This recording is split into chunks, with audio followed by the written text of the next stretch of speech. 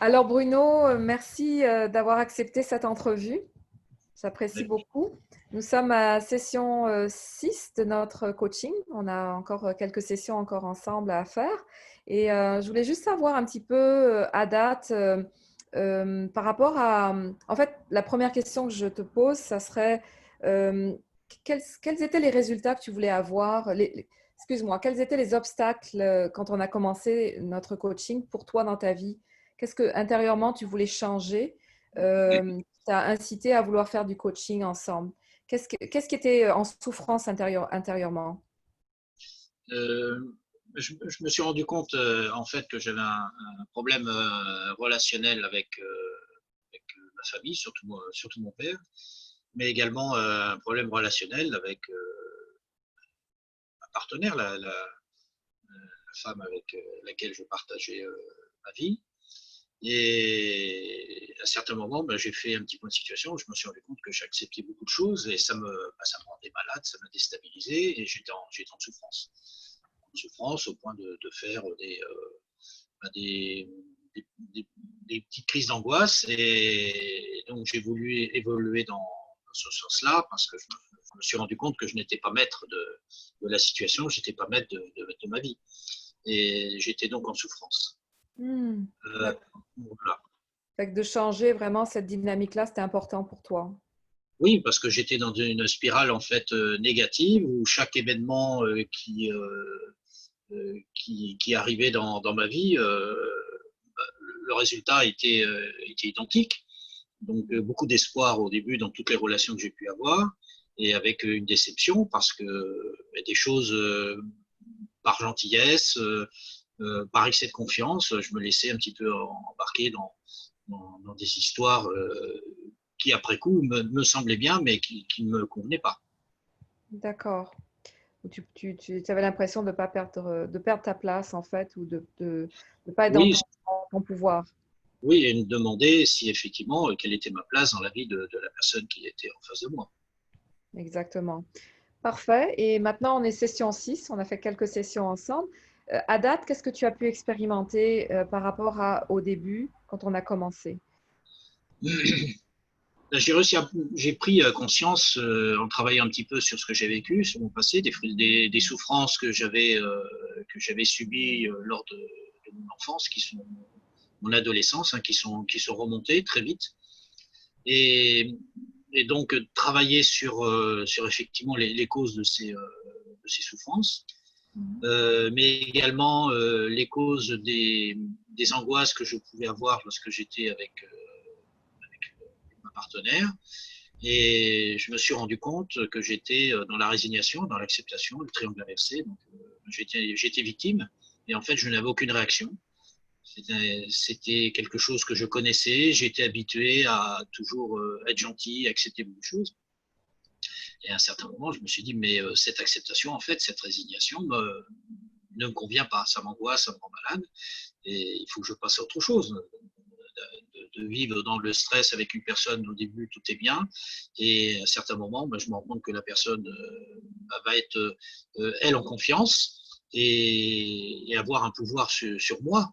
Donc, ben, je deviens victime et on s'y habitue sans vraiment se rendre compte. Et quand il y a des situations extrêmes, ben, on en souffre. Je me suis dit, bon, Et c'est terminé. qu'est-ce qui a changé à date pour toi intérieurement dans ce triangle dont tu parles? Donc, on parle de le triangle de la victime, le bourreau et le sauveur, hein, qui est le triangle inversé.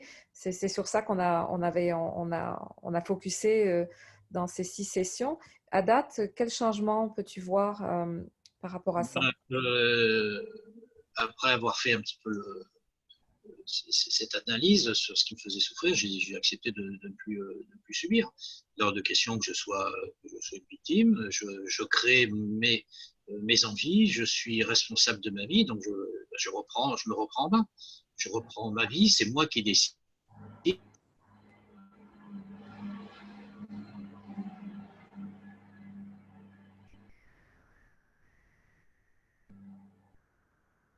au travers des conversations que j'ai eues avec ma famille. J'ai mis les choses à plat, quelque chose que je n'avais jamais réussi à faire avant.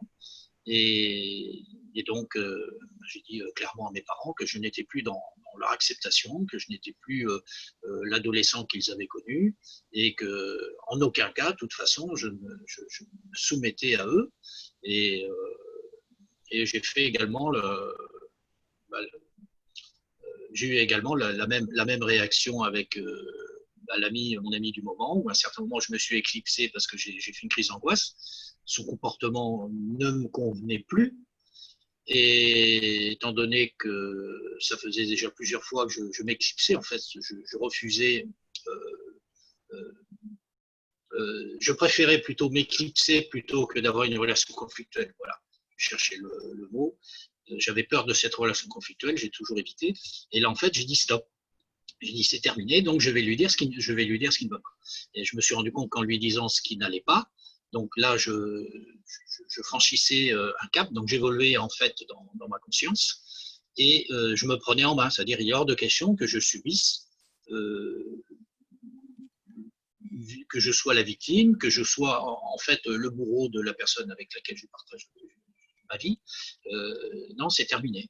Donc j'ai vu, je décide, je prends mes décisions et la personne qui est avec moi les comprend, les accepte, mais il est hors de question. Une relation, c'est un partage. C'est pas l'autre, enfin une personne qui a un pouvoir sur l'autre. Et moi, j'étais dans cette situation où effectivement, je subissais la relation, je ne la vivais pas. Alors que maintenant, je veux vivre la situation. Et là, dans ton énergie, qu'est-ce qui s'est passé en termes des crises de panique depuis qu'on a commencé? Ben, j'ai retrouvé un bien-être. En fait, d'avoir ce pouvoir, d'avoir cette puissance de dire ce que l'on a envie. Donc, je reprendrai donc une référence d'un conférencier, c'est arrêter d'être gentil et être vrai. Donc, c'est ce que j'ai fait. Je suis moi-même et lorsque je suis face à une personne, j'essaie de, enfin c'est pas que j'essaie, c'est que je lui fais prendre conscience des responsabilités qu'elle doit avoir pour prendre des décisions. Je ne suis pas là pour prendre ces décisions à sa place. Donc oui, un sentiment de confiance en moi. Oui, je déborde d'énergie et je suis maître de ma vie. Je ne me laisse plus envahir par des sentiments qui sont négatifs. Donc je suis sorti de cette spirale négative et je ressens un bien-être maintenant et une assurance que je n'avais pas auparavant. Magnifique, magnifique. Donc, si tu avais à recommander ce coaching à d'autres personnes, donc de commencer une démarche de coaching, qu'est-ce que tu pourrais leur dire? Ben, je vais reprendre. Il faut arriver à franchir le cap. On n'a pas le droit d'accepter de souffrir. On n'a pas le droit d'accepter d'être victime d'une personne. Il faut arrêter d'être, oui, il faut arrêter d'être gentil. Il faut arrêter d'être toujours serviable. Et il faut savoir, par moment, ben, dire non et savoir prendre des décisions pour son bien-être. On n'a pas le droit d'accepter de se rendre malade, de souffrir, parce que cette souffrance, ben, on la fait ressortir sur les autres, sur son entourage. Ça peut être la famille, ça peut être les amis. Et il faut reprendre les commandes de sa vie. Et effectivement, ce coaching m'a permis de m'élever spirituellement, de m'élever énergiquement, c'est-à-dire je me sens davantage confiant et je dégage une énergie, j'ai vraiment envie d'avancer. Et après, ben, les personnes qui ont été toxiques dans ma vie, ben, je les laisse de côté, je les laisse vivre telles qu'ils l'entendent, mais je ne fais plus partie de leur vie. Et c'est un bien-être, c'est waouh, c'est un soulagement. Le ciel bleu, le soleil, avant j'avais beaucoup d'ombre, un peu de brouillard dans ma vie, maintenant c'est un grand soleil. Donc, pour des personnes qui sont un petit peu prises avec la même chose, en quoi d'être coaché peut les aider versus essayer de faire cette démarche par soi-même? Dans, par moment, on peut se sentir un petit peu impuissant et se dire mais je ne sais pas comment faire pour m'en sortir. je suis allé voir une psychologue, c'était très bien de voir une psychologue, mais c'était pas suffisant. Euh, le, la psychologue apporte un réconfort qui est passager, c'est un soulagement. Bon, après, c'est un coup, mais je veux me dégager de ça, d'avoir toujours affaire à la même personne. Et c'est bien d'avoir affaire à quelqu'un qui fait du coaching, qui est très énergisant, parce qu'on passe vraiment dans un autre domaine, et c'est la découverte de soi.